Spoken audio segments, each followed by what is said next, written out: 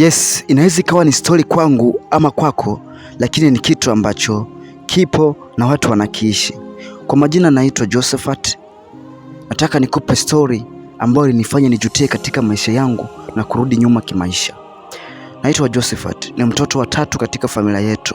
Wa kwanza anaitwa Jordan, amesoma, amebahatika kuwa na masomo, amepambana mpaka sasa hivi na ameajiliwa, anaishi Dar es Salaam. Sasa hivi ni mwanajeshi.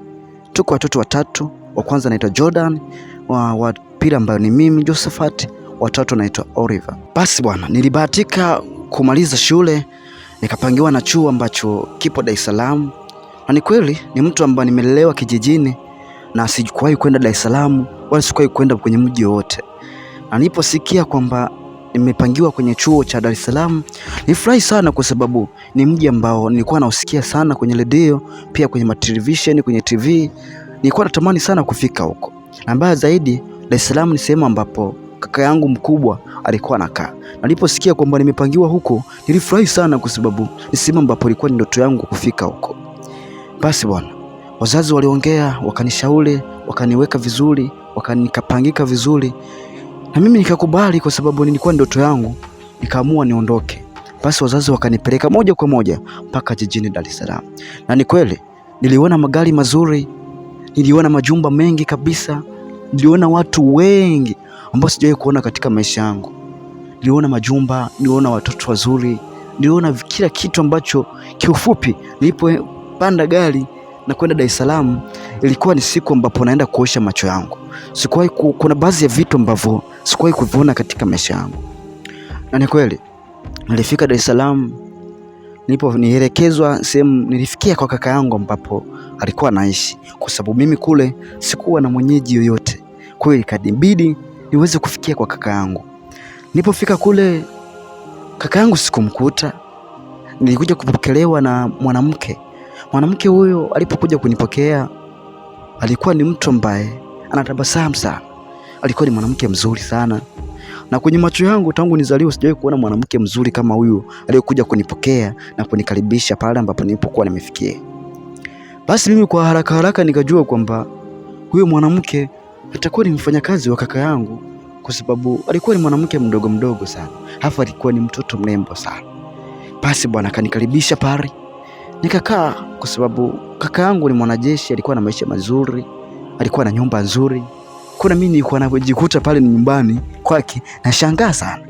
Basi baada ya muda kaka yangu ambaye ni Jordan akafika pale, akaniambia, "Oh, mdogo wangu umefika?" Nikamwambia, "Ya, nimefika." Akasema, "Oh, jisikie kama uko nyumbani. Ila imechukua muda sana lakini ndio nimefika. Huyu nimeona hapa ni shemeji yako." Kwanza pale nikastuka kwa sababu sikutegemea kama kaka yangu angekuwa na mwanamke wa hivi. Kwa sababu angalau kaka yangu umri wake umeenda kidogo, lakini na mwanamke ambaye alikuwa ameoa alikuwa ni mdogo sana kiumri, lakini alikuwa anafaa kuwa mke. Basi pale nikatoa pongezi zangu, nikasema asante sana, nashukuru kwa kunipokea salama. Pia nikampongeza kaka yangu na kumwambia kwamba hongera sana, unajua kuchagua. Na ni kweli tulicheka pale sebuleni na nini. Basi baada ya muda kaka yangu akamwambia shemeji ili aweze kuniandalia chumba ambacho naweza kuwa nakaa. Baada ya kunitambulisha pale tukajuana, nikamjua kama ni shemeji. Mimi kwenye mafikirio yangu nilikuwa najua kwamba yeye atakuwa labda mfanyakazi, labda msaidizi ama mtu ambaye ni ndugu ambao simjui, kumbe alikuwa shemeji bwana. Basi nikaagiza maji, akaniletea, na ni kweli shemeji alikuwa ni mtu mwenye heshima. Alifika pale, akabendi, akanipa kitu kwa heshima. Ni mtu ambaye ni mwenye heshima, alikuwa hana shida yoyote. Nilipenda ukarimu wake kwa sababu sikutegemea, na ni wanawake wachache sana mjini ambao naweza akawa hivyo. Na ni kweli shemeji akanionyesha chumba, kanielekeza baadhi ya mazingira, nikaelewa.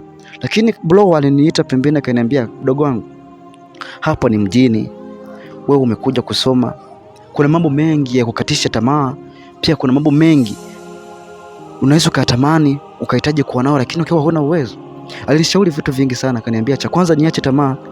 Pia nisiendekeze wanawake kwa sababu ile jiji ina wanawake wenye vishawishi vingi sana. Alinishauri sana kaka yangu, akaniambia nitulie, ni focus na masomo ili mradi niweze kufaulu angalau hata nusu au hata kikubwa niweze nikawa kama kaka yangu, kwa sababu kaka yangu by the way yuko vizuri kimasomo. Basi pale nilikuwa ni mtu wa kumwikiliza, nikasema ndio nitafanya hivyo na ninakuelewa, kwa sababu alinishauri vitu vingi sana, kwa sababu ndo mara yangu ya kwanza. Basi bwana, kaka yangu alizidi kunishauri mambo mengi sana na kuzidi kunielekeza kabisa mambo makubwa ambayo yanaendelea hapa mjini, ambayo napaswa kuwa makini nayo. Na kweli nilimuelewa kwa namna alivyokuwa anaongea, kwa sababu ni vitu ambavyo vipo na ni vitu ambavyo nimesoma kabisa. Basi bwana, siku zilikwenda na mimi kaka yangu kanipeleka kuripoti chuo, na nikapajua sehemu ambapo nakuwa naenda shule, ambapo ni chuo changu huko. Sikubahatika kuwa nalala chuo, lakini ilikuwa ni karibu na anapokaa kaka yangu. Basi bwana, siku zilizidi kwenda, na unajua kazi za wanajeshi walivyo, na watu ambao wapo yani muda wote wanahitajika kazini. Ilipita muda sana, lakini kaka yangu alihitajika kazini, kwamba inatakiwa alipoti kazini, kuna kazi imetokea inahitajika kufanyika kwa haraka zaidi. Basi bwana, alifika pale kaka akatuaga kwamba kuna kazi naenda kufanya, lakini haifahamiki nitarudi muda gani, lakini nahisi naweza kumaliza kama miezi 4 ama 3. Kwa hiyo nilikuwa nawaomba mbaki hapa salama, muendelee, kitu ambacho kitatokea mtanijuza, maana yake ilitokea kazi ili kaka yangu aweze kusafiri aende kuendelea na kazi. Basi pale alituaga, akatupa baadhi ya balance ambayo itakuwa inatusaidia pale, akatuambia kwamba endapo tukifeli tutamjuza ili aweze kutusaidia kwa mambo ambayo amepelea pale nyumbani. Na ni kweli tulimtakia safari njema kule alipokuwa anaenda, kumwambia nenda pia utarudi salama, tunakuombea kwa Mungu. Na ni kweli pale akaondoka, alituambia kwamba anaweza kamaliza kama miezi 3 mpaka 4. Tulimuelewa kwa sababu ni kazi yake na ni hoga, ni ndo ilivyo, waga natoka na safari kikazi. Basi bwana, tuendelea kuishi mimi na shemeji. Siku zilizidi kwenda, mambo alizidi kufanyika pale. Kaka yangu aliniacha nikiwa na shemeji yangu. Siku zilizidi kwenda, mwezi wa kwanza ulipita, mwezi wa pili ukapita, ukafika na mwezi wa 3. Lakini kaka yangu alikuwa bado hajarejea pale nyumbani, kwa sababu alituambia kwamba atachukua kama muda miezi 3 ama 4. Alifika miezi 3 kabla hajaja.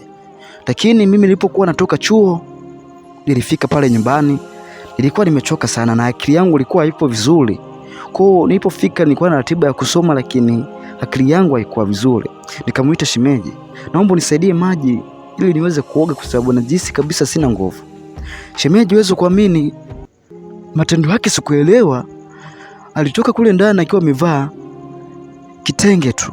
Yaani inamaanisha kwamba alikuwa amevaa kanga tupu alipofika pale. Alipofika pale mbaya zaidi, nilipomwambia kwamba nitengenezee maji, akafika pale kainama. Yaani pale nikaona aibu mimi. Pale nikafumba macho, nikainama kwa chini. Kwa sababu hicho kitu alichokifanya ni kitu ambacho alikuwa hajawahi kunifanyia. Alikuwa ni mtu wa kujistiri, alikuwa ni mtu ambaye ananiheshimu, lakini ghafla tu. Kwanza pale nikamwambia, shemeji, nguo uliyoivaa hairuhusu. Please naomba kubadilisha au naomba nikupishe kama nimekuingilia sehemu ambapo ulipasa kuwa sasa hivi. Sasa nikawa namwambia kwamba niweze kutoka pale ama yeye aweze kunipisha. Lakini shemeji pale alizidi kupita pale zaidi, alikuwa anazidi kutingisha kiuno. Yaani sikumuelewa kiufupi kabisa. Pale niliingia chumbani, nilikuwa najiuliza maswali mengi. Na mimi kwa umri wangu kipindi hicho nilikuwa sijawahi kufanya mapenzi tangu nizaliwe. Na kwenye vishawishi ambavyo shemeji alipokuwa ameanza kunionyesha, pale nilikuwa sinajisikia vibaya kwa sababu sijawahi kufanya hicho kitendo, na nilikuwa siamini kwenye hicho kitendo ambacho alikuwa ananionyesha. Kwa sababu mimi sikuwahi kufanya kitu chochote. Kwa hiyo nilikuwa nachukulia kawaida. Nilikuwa nikiona ni kama vile ninapomwangalia mimi namvunjia heshima. Kwa sababu sijawahi kufanya mimi mapenzi. Kwa hiyo nikiona na hivi namvunjia heshima. Sio kwa faida yangu mimi. Hasa pale nilikuwa najiuliza sana. Basi siku ilipita tukasahau. Basi siku nyingine nilipotoka chuo, nikafika pale nikaita nyumba nzima pale. Kwa nazidi kumuita shemeji, sikumuona. Sasa nikajiuliza shemeji ameenda wapi? Nikazidi kumuita, shemeji, uko wapi? Mbona sikuoni? Umetoka au? Kuangalia pale simu yake ipo. Sababu nikajiuliza, sasa mtu akikuwa ametoka, simu yake angeiacha, sasa angeondoka naye. Nikawa nazidi kujiuliza maswali mengi. Basi pale nikazidi kukagua. Nikasema fresh tu, nikachukua maji, nikaenda kuoga bafuni. Basi bwana, nilipofungua mlango, Pale pale shemeji kumbe alikuwa ndani ya bafu, akanishika mkono akanivuta mpaka ndani ya bafu. Kumbe shemeji alikuwa kwenye bafu bwana. Nikamwambia shemeji, mbona tupo huku na haturuhusiwi kuwa huku wote? Kaniambia ninyamanze kimya. Basi huu ndo mwisho wa episodi ya kwanza. Usikose episodi ya pili, kitu kiko moto sana na ni bonge la story.